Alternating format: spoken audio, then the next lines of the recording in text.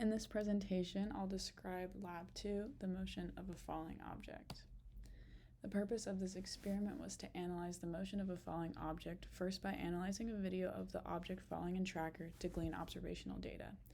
Two models will then be used in GlowScript, one which only factors in gravity and one which factors in gravity and drag to predict the motion of the falling object. All three sets of data will be compared visually in a position versus time graph.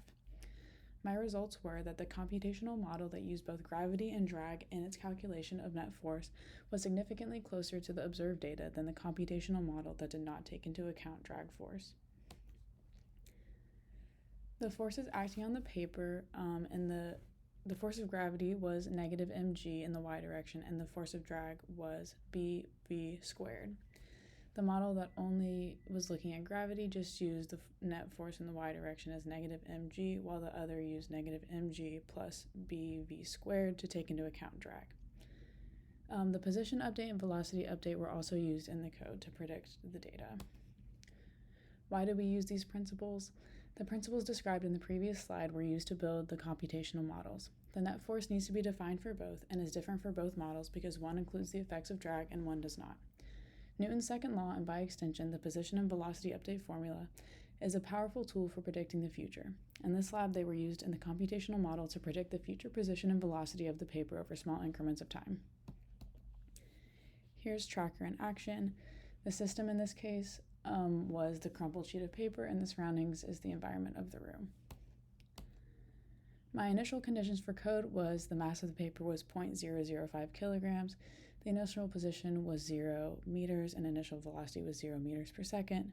Delta t was 0.033, which was the frame rate, and t was less than 0.567 seconds, which was the length of the video. Fnet was 0, negative mg plus bv squared, 0.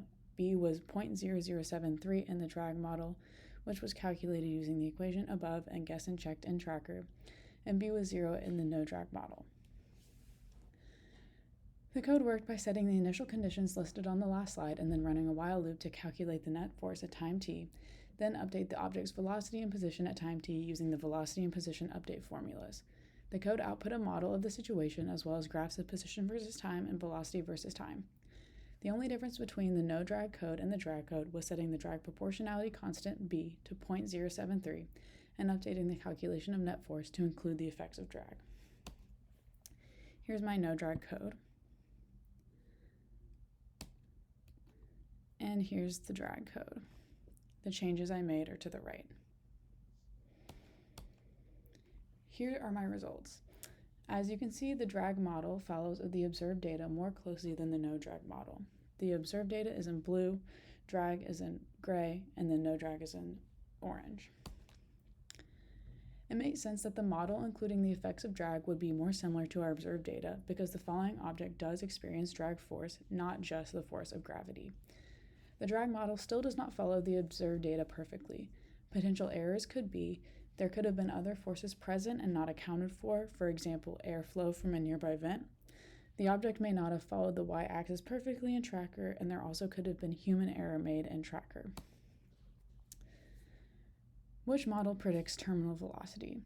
Terminal constant velocity happens when the net force is 0, so the force of gravity would have to equal the force of drag. Neither models ran long enough to predict terminal velocity, but the model that accounts for drag is much closer than the model that does not. If we extend the time, we see the terminal velocity we get from this model is negative 3.78 meters per second. If the object was thrown downwards, would the terminal velocity change? The initial velocity will not impact terminal velocity. If the object continues to fall, it will slow down and reach the same terminal velocity as if it were dropped. When the model was used, the drag model, with initial velocity 0, negative 3, 0, it had a terminal velocity that equals negative 3.78, which was the same as if the initial velocity were 0, 0, 0.